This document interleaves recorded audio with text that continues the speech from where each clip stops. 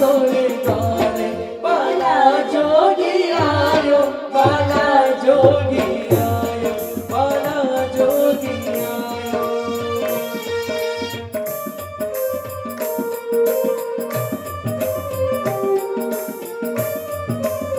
अलग निरंजन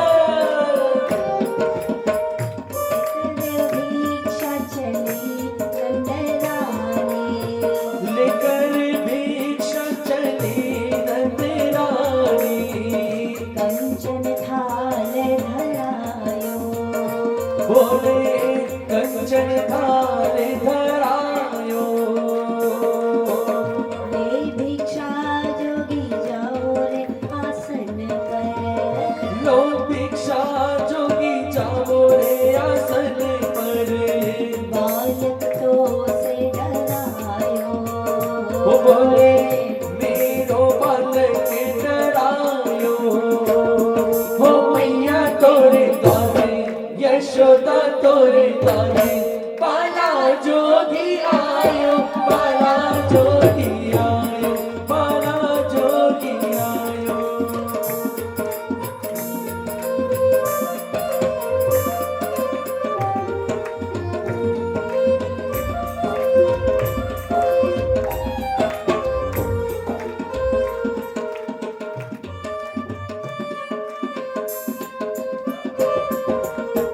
ना चाहिए तेरी दौलत दुनिया, ना चाहिए तेरी दौलत दुनिया, ना ये कंचन माया, वो बोले दुनिया में कंचन माया। अपने लाल का दर्श करा दे, अपने लाल का दर्श करा दे, मैं दर्शन को आया, वो बोले मैं दर्शन को आया। हो मैया तोरे द्वारे यशोदा तोरे द्वारे बाला जोगी आयो, बाला जोगी आयो, बाला जोगी आयो।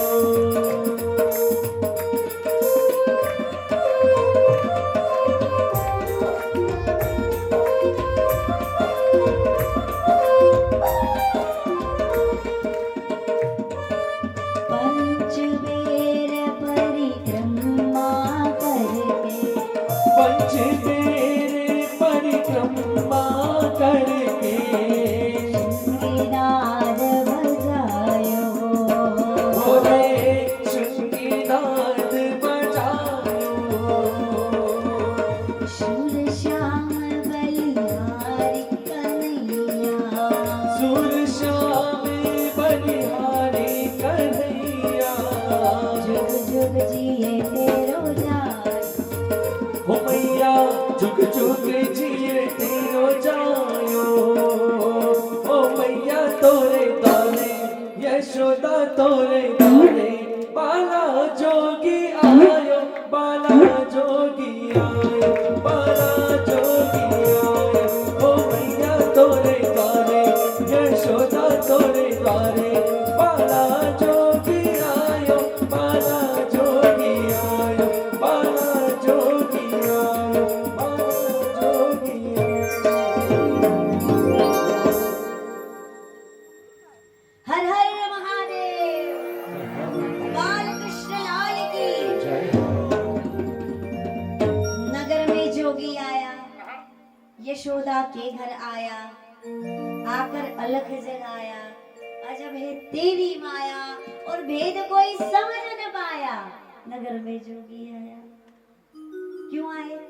लाल जी का दर्शन करने के लिए आए। लाल जी का दर्शन किया, हर और हरि का मिलन हुआ और आनंद आनंद बरस गया। मैया यशोदा देखती है कि जहाँ लाला दहाड़ मारकर हंस रहे थे और अब तो जोगी के हाथों में, बाबा जी के हाथों में तो खिलखिलाकर हंस रहे हैं, गोदी उठा रखे, झूम रहे हैं भोलेनाथ जी, साथ साथ करेंगे अभी आनंदित होकर। अभी दहाड़ मार के रो रहे थे ना, अब खिलखिलाकर हंस रहे हैं। इतना आनंद, हर और हरि का मिलन। जय हो। बोले भक्त वत्सल भगवान की आशीष प्रयुच्चारा स्थिरं पाहि तिवालके हरिद्राचूर्ण तैलाते सिचन्त्यो जनमुच्चगुः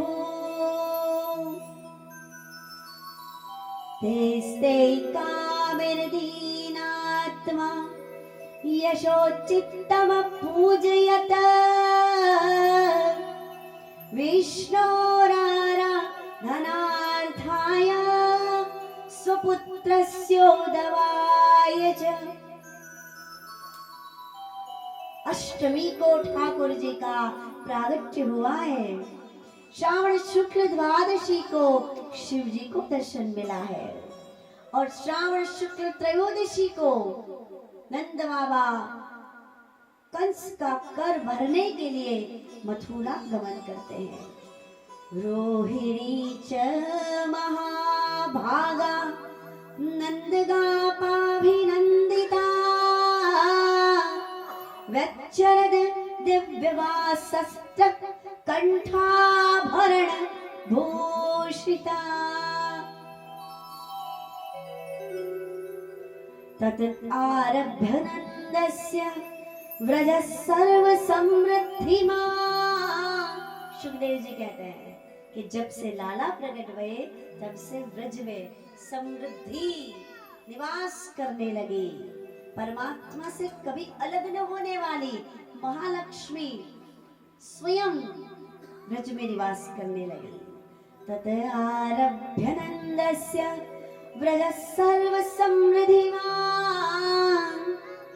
हरे निर्वासात्मगुणे रमा क्रीडमभून्द्रपा।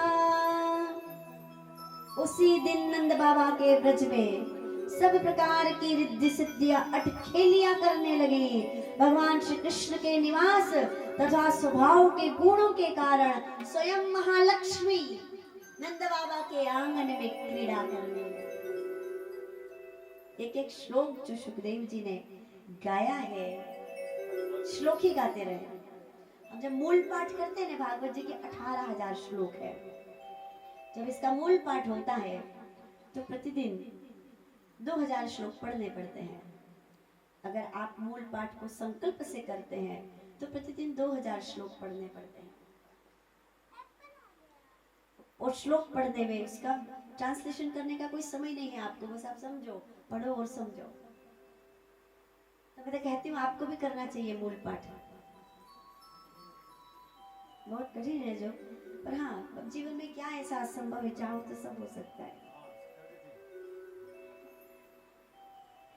वसुदेव उपश्रुत्य भ्रातरं नन्दमागतं ज्ञात्वा दत्तकरं राज्ञे ययो तदवमोचनम्। जब नंद वसुदेव जी के बालक कृष्ण कन्हैया के जन्म के बाद, अवतार के बाद अति आनंद से भरे हुए भाव मन के साथ कंस के दरबार गए मथुरा मंडल, तो सबने नंद बाबा को बधाइयां दी है। लाला बाबा आप क्या लाला भयो, बाबा आपको बधाई है, आपके यहाँ इतना वर्षों बाद लाला प्रकट भयो। सबने बाबा को बड़ी बधाइयां दी। एक थाल में सजाकर नंद बाबा ने अमूल्य रत्न कंस को प्रदान किए।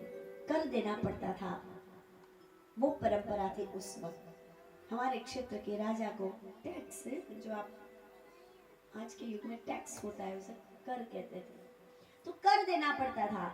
नंद बाबा के कर समय पर प्रदान करने पर कंस राजा ने दरबार में नंद बाबा को अभिवादन किया, धन्यवाद दिया और बड़ा बखान गाया कि सभी राजा जो आसपास के क्षेत्र के हैं, समय पर कर नंद बाबा के ब्रज मंडल से आता है। धन्यवाद अर्पित कर नंद बाबा वसुदेव जी को मिलने गए कारागृह में। वसुदेव जी नंद बाबा के मित्र हैं। जब मिलने गए, दूर से नंद बाबा पधार रहे हैं, वसुदेव जी का मन गदगद हो गया। वसुदेव जी ने दोनों ही बालक बलदाऊ जी के लिए, रोहिणी जी के पुत्र बलदाऊ जी प्रकट भये और बाबा यशोदा मैया के लाला प्रकट भये। वसुदेव जी ने बधाइयां दी, पर कहने लगे वसुदेव जी, बाबा अब आप शीघ्रता से पहुंच जाओ ब्रजमंडल, आप तुरंत से गोकुल पधारो, आप कोई पल यहाँ व्यर्थ मत गवाओ। नंद बाबा पूछते हैं क्या कारण है? वसुदेव जी ने कहा, बाबा प्रश्न न करो, बस आप शीघ्रता से अब ब्रजमंडल गोकुल की ओर पधारो।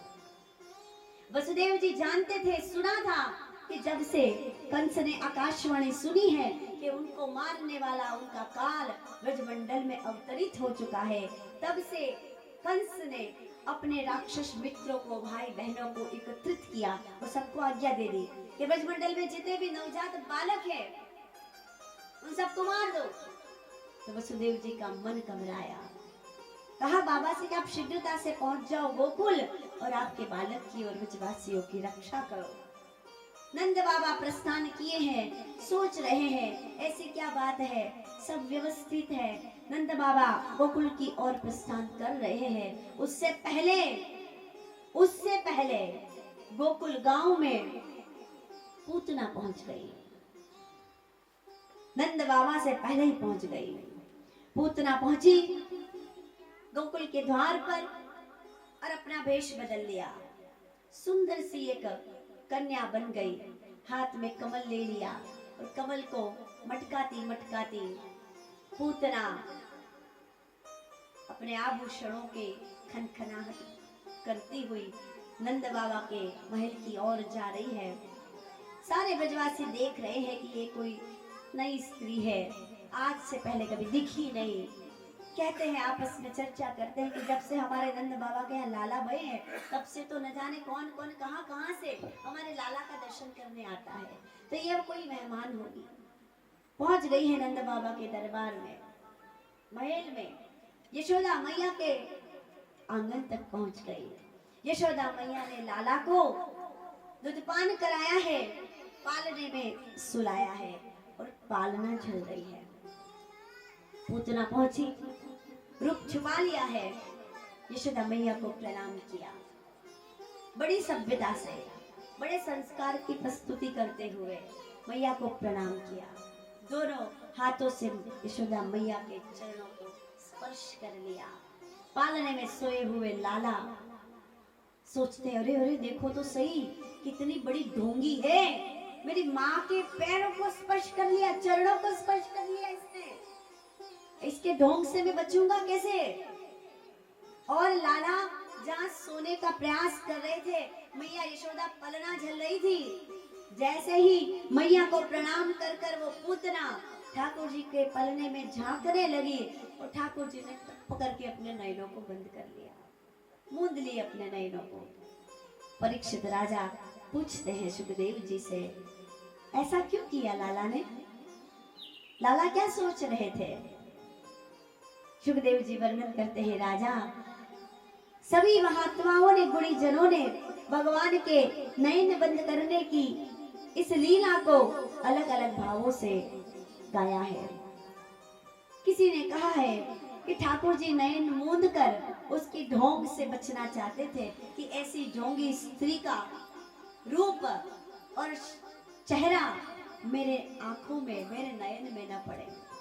किसी ने कहा इस कारण उन्होंने नयन बंद कर दिए। किसी महात्मा ने ये वर्णन किया, ये व्याख्या की, ठाकुर जी जानते हैं कि जो भी जीव एक बार मेरे आंखों में अपनी आंखें मिला देता है वो मेरा हो जाता है। अभी इसको मुझे मेरा नहीं बनाना है, अभी मैं इसको मेरा बना लूंगा तो जो काम करने ये आई है वो भूल जाएगी, ये मेरे नयनों में खो जाएगी, मेरी आंखों पे खो जाएगी। तो कन्हैया ने अपने नयनों को मूंद दिया, इसलिए बंद कर लिया। कोई महात्मा कहते हैं कि ठाकुर जी नयन बंद करके विचार विमर्श कर रहे थे अपने मन से, कि याद कर रहे थे कि इस पूतना ने किसी जन्म में कोई पुण्य किया है क्या, इसको किस प्रकार की गति दूं, इसको किस प्रकार का मैं फल प्रदान करूं। ये सोचने के लिए परमात्मा ने अपने नयनों को बंद कर लिया। इस प्रकार सबका अपना अभिप्राय है, पर ये जो पूतना है, ये पूतना अपने हृदय में कपट लेके आई है ठाकुर जी निंद्राधीन ऐसा मान लिया और कहती है पूतना कि यशोदा मैया अब मैं पालना झल दूंगी, आप अपने गृह कार्य जो करने हैं उससे पूर्ण करो। यशोदा मैया बोली है और उस पूतना के हाथ में पालने की डोर थमा दी और यशोदा मैया चली गई। अभी पूतना देख रही है अवसर के आसपास कोई न हो तो मैं इस बालक को उठाकर यहाँ से ले जाती हूँ दूर और कहीं जाकर इसकी गर्दन मरोड़ दूंगी, इसे मान दूंगी, इसको मैं दूध पान करा दूंगी, इसको मैं विष पान करा दूंगी। न जाने क्या क्या सोच रही है पूतना। अवसर देखा, लाला को पालने से उठाया, अपनी गोद में लिया, अपने पल्लू से ढका और पूतना लेकर भाग गई। वन में चली गई, जंगल में चली गई। जंगल में जाकर उसने पल्लू हटाया और ठाकुर जी को ऐसे हाथ में गोद में उठा रखा है।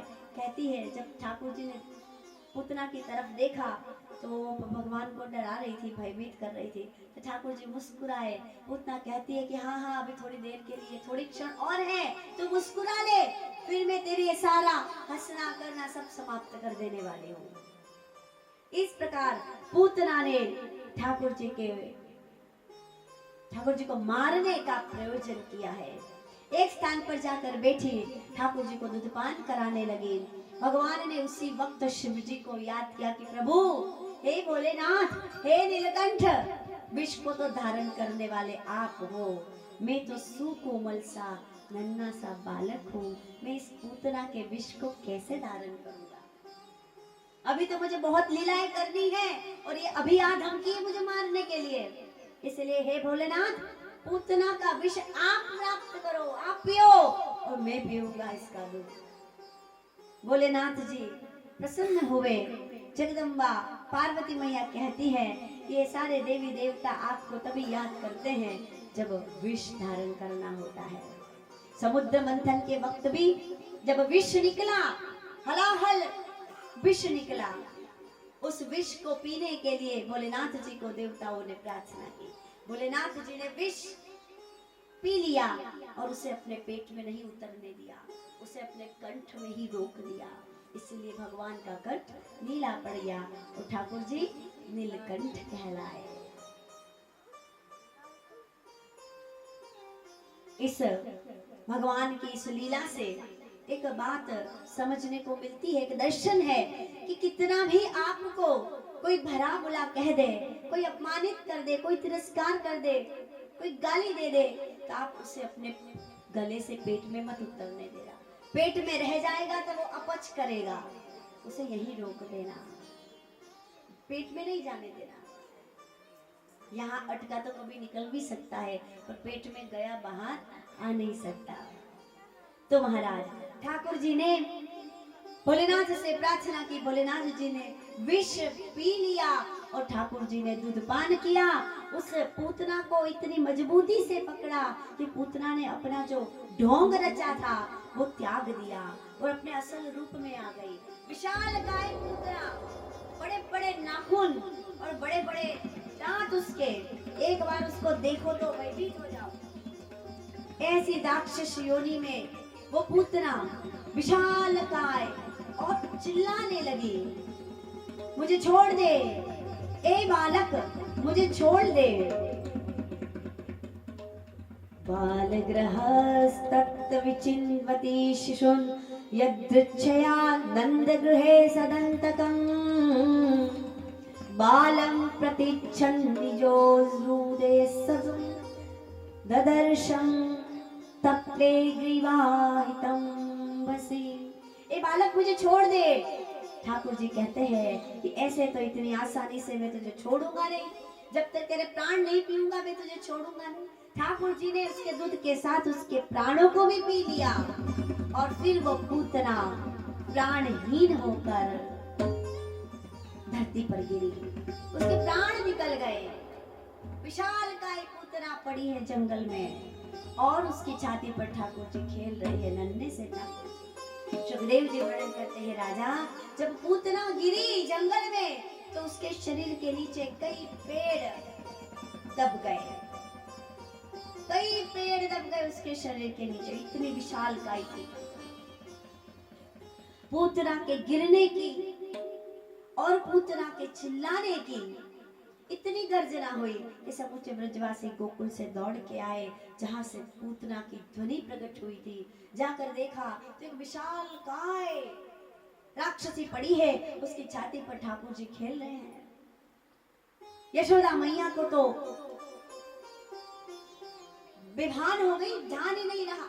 गोपियों ने संभाला, किसी ने जाकर ग्वालों ने ठाकुर जी को पूतना की छाती से ले आया। यशोदा मैया की गोद में जब ठाकुर जी को दिया और लाला का स्पर्श हुआ तब मैया को संभालता आई। मैया ने देखा लाला सुरक्षित है कि नहीं, लाला को संभाला। इस प्रकार ठाकुर जी ने पूतना का महाराज उद्धार किया है। सुखदेव मुनि वर्णन करते हैं, राजा ये जो पूतना है ना, ये अविद्या का स्वरूप है। ये अविद्या और वासना का स्वरूप है। ये 14 ठिकाने रहती है। ये अविद्या और ये वासना मनुष्य के अंदर 14 ठिकाने पे रहती है। 5 कर्मेंद्रिय, 5 ज्ञानेंद्रिय, मन बुद्धि चित्त अहंकार, इन 14 स्थानों पर ये पूतना नाम की अविद्या रहती है। ये वासना वहां निवास करती है। और जब ऐसे अविद्या को, ऐसी वासना को परमात्मा का स्पर्श या परमात्मा का नाम प्राप्त हो जाता है, परमात्मा की कृपा प्राप्त हो जाती है, तो ये 14 स्थानों पर बसने वाली अविद्या वासना नष्ट हो जाती है। तो सुखदेव मुनि कहते हैं, राजा पूतना का भगवान ने उद्धार किया। परीक्षित राजा ने पूछा कि पूतना कौन थी। सुखदेव मुनि वर्णन करते हैं, राजा जब वामन अवतार भगवान ने लिया था और वामन अवतार लेके बलि के राज्य में गए, बलि का सर्वस्व लेने के लिए, और जब ये वामन भगवान छोटे से वामन स्वरूप बलि के द्वार पहुंचे और जब बलि राजा उन्हें बार बार निवेदन कर रहे थे, कुछ मांग लो कुछ मांग लो, और जब ये ब्राह्मण बालक इनकार कर रहे थे, मना कर रहे थे, तब दूर से देख रही थी उनकी पुत्री रत्नमाला, दूर से देख रही थी। उसने सोचा कि अगर मुझे भी ऐसा बालक मिले तो मेरा मातृत्व सफल हो जाए, ऐसा भाव किया उसने। तो उसका वो भाव पूर्ण करने के लिए भगवान ने वही रत्नमाला पूतना हुई। अब पूतना क्यों हुई कि जब ठाकुर जी ने बलि का सर्वस्व छीन लिया, तब उसी ने ऐसा भाव किया कि अगर मेरा ऐसा पुत्र हो तो मैं उसे विष पिला के मार दूं।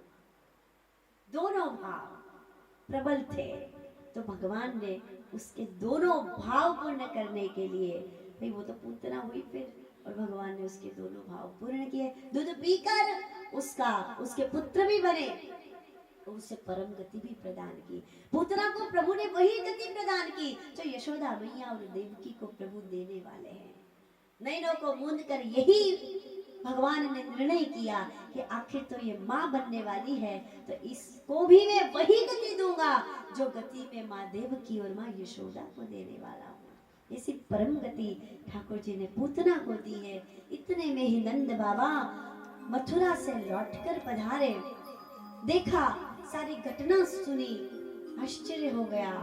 इसीलिए वसुदेव जी ने कहा था कि मैं शीघ्रता से गोकुल पहुंच जाऊं। अब उस पुतना के देह को काट काट कर उसकी अंत्येष्टि क्रिया करनी थी। बड़ा विशालकाय शरीर था, ऐसे तो उसको जलाया नहीं जा सकता। तो एक तो वो वृक्षों के ऊपर पड़ी थी वो लकड़ियां, ऊपर से और लकड़ियां ला ला कर ग्वालों ने, ब्रजवासियों ने एक पहाड़ सा बनाया।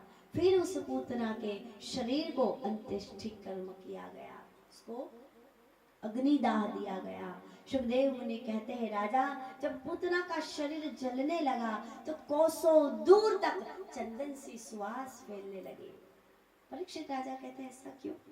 वो तो पापिनी थी, राक्षसी थी, उसके शरीर के जलने पर सुगंध कैसे प्रस्तुत हुई? दुर्गंध होनी चाहिए। सुखदेव जी कहते, अरे राजा, जिसके शरीर को परमात्मा श्री हरि ने स्पर्श कर लिया हो, जिसके दूध का पान श्री हरि ने किया हो, फिर उसमें कौन सी दुर्गंध बच सकती है? वो शरीर तो सुगंधित ही होगा और सुगंध ही प्रकट करेगा। इस प्रकार भगवान ने बड़ी दयालुता से, करुणा से पूतना को सदगति परम गति प्रदान की है। बोलिए शिवाल कृष्ण लाल की जय हो। लाला प्राप्त हुए हैं। यशोदा मैया सभी बड़े आनंदित थे, बड़ी प्रसन्न है। गोपियां तो अब यशोदा मैया के यही रहने लगी। एक दिन यशोदा मैया को विचार आया कि ना गोपियों ने मुझे बड़ा सहयोग किया है। जब मुझे लाला की प्राप्ति नहीं हुई थी तब इन गोपियों ने हमारे लिए बड़ा प्रयोजन किया था।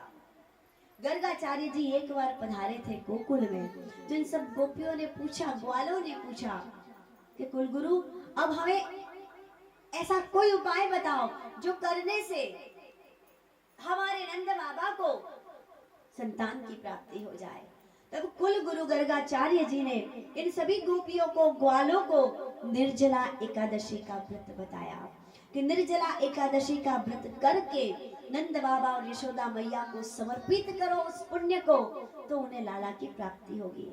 तो सभी ब्रजवासियों ने निर्जला एकादशी का व्रत 1 वर्ष तक रखा, 1 वर्ष तक, और 1 वर्ष तक निर्जला एकादशी का व्रत रखकर